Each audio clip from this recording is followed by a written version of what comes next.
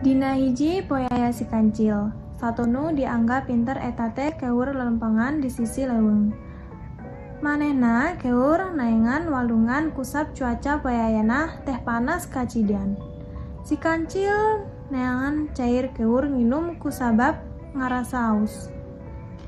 Tiu lila kaparangan di sisi leuweung teh manehna nepo aya walungan anu caina rada kiruh.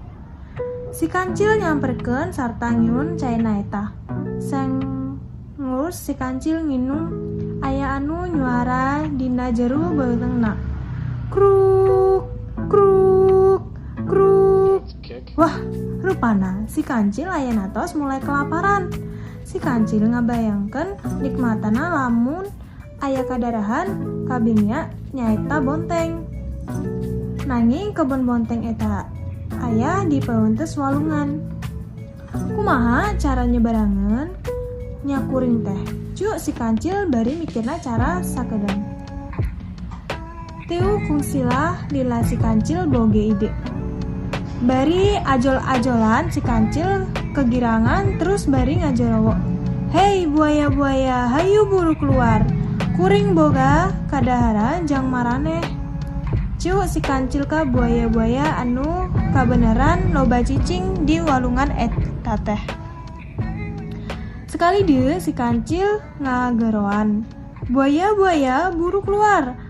Hoyong daging seger hentan. Teu lami saterusna. Haya hiji buaya keluar ti dina jero cai. Bruar rasa anu gegerowok gendeng berulang-ulang kieu ngaganggu kuring sarabae.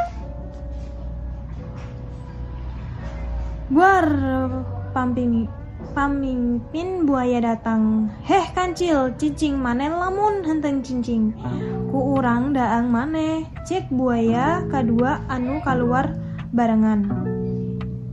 Wah, alus maraneh keluar euy, mana dieu buaya anu laina. Tembel si kancil saterusna. Lamun manengan duaan sesak kadaangana bakal molak bae. Jadi buru giora keluar kabeh. Ciuk si kancil bari jojorowok di. Aya naon kancil? Sabarana euy. Hayu geura omongkeun. Ciuk si buaya teh. Kieu ye buaya, hapunten lamun kuring ngeganggu sare maneh. Soalna kuring rek babagi daging seger pikeun maraneh nu aya di walungan euy. Ku kituna buru giur keluarkeun sakabeh baturna maneh jang ngabeungkeun kabeh daging-daging seger ieu. Ngadengke arek dibagikeun daging seger. Tiu kungsi ila eta buaya gegerua giru.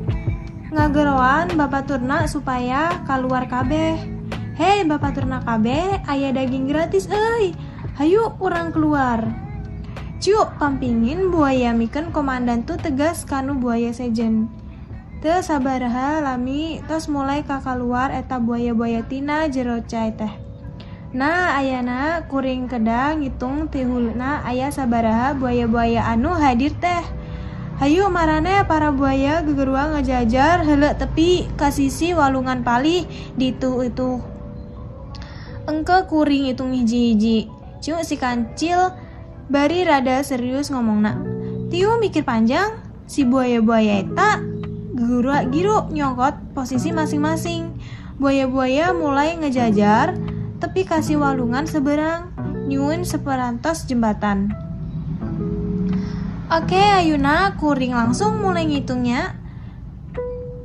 Cuk si kancil bari mulai ngajolan ka tongka buaya. Hiji, dua, tilu. Sabari terus ngajolan tongkong buaya anu hiji ka buaya laina. Dugi harina si kancil nepi teh piweunteus walungan. Bari ngomong dina jere hatena.